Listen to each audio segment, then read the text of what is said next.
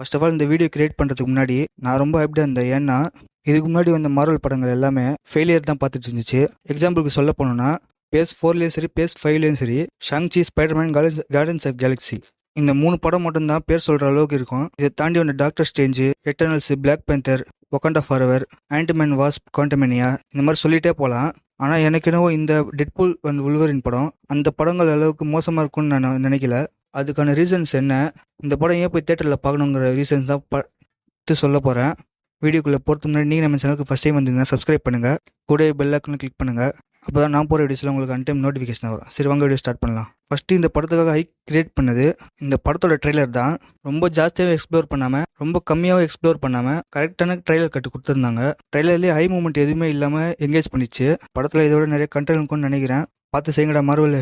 அடுத்த பாயிண்ட் என்னென்னா, இந்த படத்தில் வரப்போகிற கேமியோஸ் தான். ஒரு சில கேமியோஸ்லாம் ட்ரெய்லர்லேயே காமிச்சிருந்தாங்க. ட்ரெய்லரை தாண்டி படத்தில் எக்கச்சக்க கேமியோஸ் இருக்குன்னு தான் சொல்கிறாங்க. அதெல்லாம் படம் வரும்போது தான் தெரியும். நான் ஏன் இதை ஒரு பாயிண்ட்டாக வைக்கிறேன்னா, இதுக்கு முன்னாடி வந்த மார்வல் படங்கள்லாம் கேமியோஸ் நிறைய வந்திருக்கு. அந்த கேமியோஸ் கேரக்டர் எல்லாம் ஒப்புக்கு சப்பானா வந்து தான் போவாங்க. எல்லா கேமியோஸ் கேரக்டருக்கும் டம்மியாக தான் யூஸ் பண்ணியிருப்பாங்க. ஹோப்ஃபுல்லி இந்த படத்தில் அந்த மாதிரி எதுவுமே இருக்கக்கூடாதுன்னு நினைக்கிறேன். இருக்காதுன்னு நம்புகிறேன்.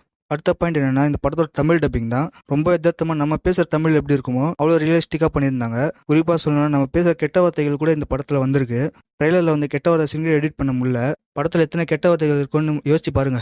எனக்கு தெரிஞ்சு இங்கிலீஷில் படம் பார்க்குறவங்கள கூட இந்த படத்தை மட்டும் தமிழில் பார்க்கறதுக்கு வாய்ப்பு இருக்குது. அந்தளவுக்கு தமிழ் டப்பிங் நல்லா பண்ணியிருக்காங்க.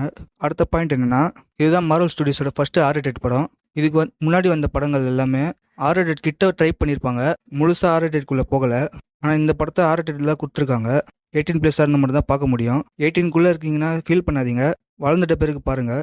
ஏன் இந்த படத்தை 18+ கொடுத்தாங்கன்னா, டெட்பூல்ங்கிறது காமிக்லேயே R-rated கேரக்டர் தான். இதுக்கு முன்னாடி வந்த டெட்பூல் 1 and 2ல் R-rated தான் காமிச்சிருந்தாங்க. இந்த படத்தில் PG-13 கொடுத்துருந்தாங்கன்னா சொதப்பிருக்கும். அதனால தான் R-rated வந்திருக்கு. ஃபேமிலியோட பார்க்க முடியலனாலும் போய் ஃப்ரெண்ட்ஸோட பாருங்கள், செம்மையாக ஃபன் பண்ணலாம். இந்த படம் என்ன தான் R-rated படமாக இருந்தாலும் 1 பில்லியன் அசால்ட்டாக அடிச்சிடும். ஏன்னா அவ்வளோ டெட்பூல் ஃபேன்ஸ் இருக்காங்க நம்ம ஊர்லேயே. நம்மளை தாண்டி உலகம் ஃபுல்லாக டெட்பூல் ஃபேன்ஸ் நிறையவே இருக்காங்க. இதனாலேயே 1 பில்லியன் ஈஸியாக ஆச்சிரும். 2019 ரிலீஸ் ஆகிருந்த ஜோக்கர் படம் தான் ஃபஸ்ட்டு R-rated படம் 1 பில்லியன் அடிச்சது.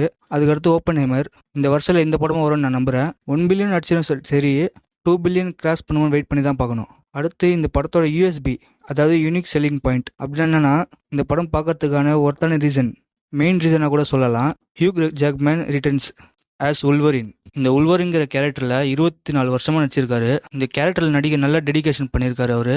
நீங்கள் எல்லாம் கேட்பீங்க லோகன் படத்துலேயே இறந்துட்டாருன்னு. அந்த உல்வரின் கேரக்டர் வேற யூனிவர்ஸ், அவர் இறந்ததாக தான் இன்னும் காட்டுறாங்க. ஆனால் இந்த படத்தில் வர உல்வரின் கேரக்டர் வேற யூனிவர்ஸ்லேருந்து வந்திருக்கு. இவங்க 2 பேரும் சேர்ந்து பண்ண போகிற ஹைப்பு தான், பண்ணு தான் முக்கியமான போர்ஷன்ஸாக எடுத்திருப்பாங்க. இதுக்காகவே ஹைப்டாக வெயிட் பண்ணுறேன். ஃபைனலி இந்த படம் பார்க்கலாமா வேணாமான்னு யோசிக்கிறீங்கன்னா டெஃபினட்டாக பார்க்க வேண்டிய படம் தான். பார்க்கலாமா வேணாமான்னு யோசிக்கிறவங்க கண்டிப்பாக புக் பண்ணி போய் பாருங்கள். ஏன்னா டிக்கெட் செல்லிங் செம்ம ஸ்பீடாக போயிட்டுருக்கு. ஃபர்ஸ்ட் டே டிக்கெட்டு கிடைக்காம போகவும் வாய்ப்பு இருக்குது. நான் இந்த படத்துக்கு டிக்கெட் புக் பண்ணிட்டேன். யார் புக் பண்ணிங்கன்னா கமெண்ட்டில் சொல்லுங்கள்.